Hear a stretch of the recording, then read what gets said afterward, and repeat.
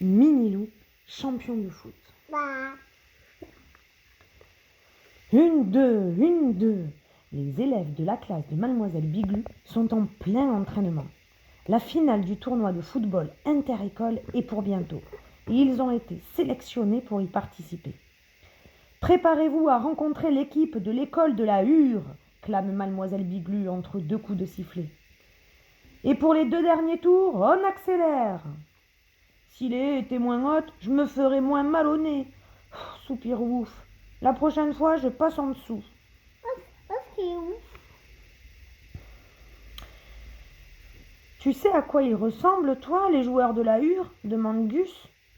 Aucune idée, répond Minilou. De toute façon, on va les manger tout crus. Qui dit ça? Minilou, Mais c'est qui va avoir le tout cru?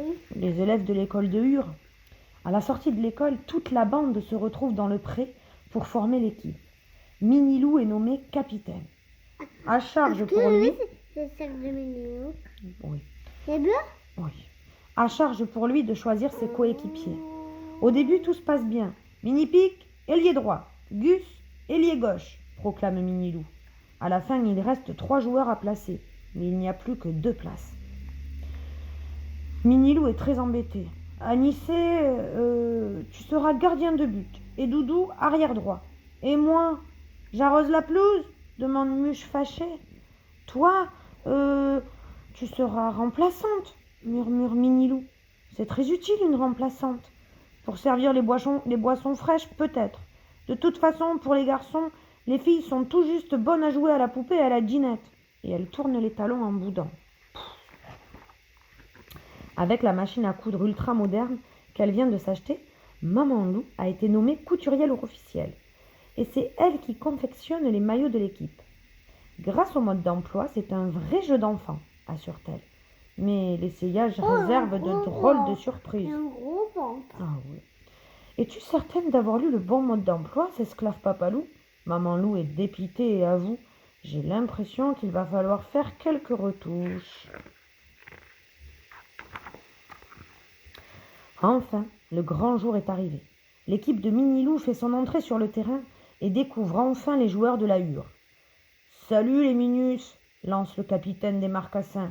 Alors, on vient se dégourdir les pattes entre 2 biberons? Ouh là là, chuchote Minilou. Ils n'ont vraiment pas l'air commodes. Je crois bien que ce sont eux qui vont nous manger tout crus, se lamente Gus. À peine le coup d'envoi a-t-il été donné par Mademoiselle Biglu que l'équipe de la Hure s'empare du ballon.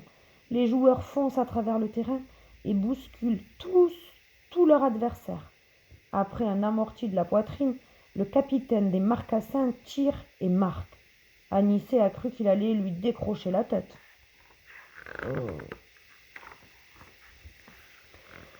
Quand la partie reprend, c'est la même histoire. Hop, le ballon au marcassin et les joueurs de l'équipe de Minilou se retrouvent par terre.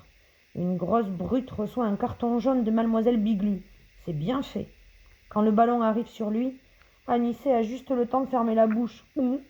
2-0 pour la Hure, annonce désolée Mademoiselle Biglu. Marquer un but avec la tête, ça a l'air facile, de loin. Mini-Pic découvre hélas qu'il n'en est rien. On écrase. Parce qu'il n'est pas très gentil. Un marcassin récupère la balle et se précipite vers le but d'Anissé. Wouf essaie de l'en empêcher. Dégage, mange-miette, vocifère le marcassin. Et il piétine Wouf comme si celui-ci n'était qu'un simple tapis.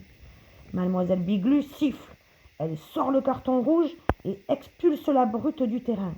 Pendant que Maman Lou panse la tête et sèche les larmes du pauvre Wouf, Muche est très déterminée, se prépare à le remplacer. Vous allez voir ce que vous allez voir, bande de cochons sauvages, menace-t-elle. Dès que la partie reprend, Muche s'empare du ballon. Ouvrez bien vos yeux, lance-t-elle aux grosses brutes mal léchées. Elle feinte, dribble et se faufile avec agilité entre ses adversaires comme une petite anguille. Pour finir, elle prend à contre-pied le gardien de but et le ballon atterrit tout au fond des filets des marcassins. 2-1, annonce éblouie Mademoiselle Biglu. Elle a mis un but, Muche. Youpi.